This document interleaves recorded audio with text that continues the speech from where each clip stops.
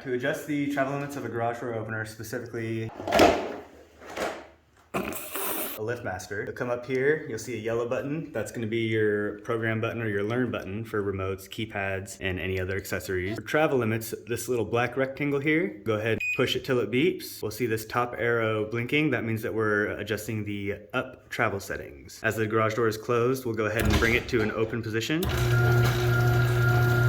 holding the button until the door gets to the desired height. The desired height that you want your garage door to open will be level with the bottom of the header of your garage door. As you can see, this door is set perfectly level to that. So now that that's set, we'll hit this black rectangle one more time.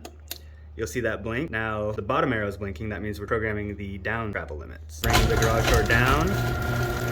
The key in fixing the issue that we were dealing with is there's still some light underneath the door. I do want it a little bit more sealed than that before programming it. So I'll tap it, and if you look at the beam, the chain looks really tight. That's perfect. You don't want that bar bent at all. Hit the black rectangle again.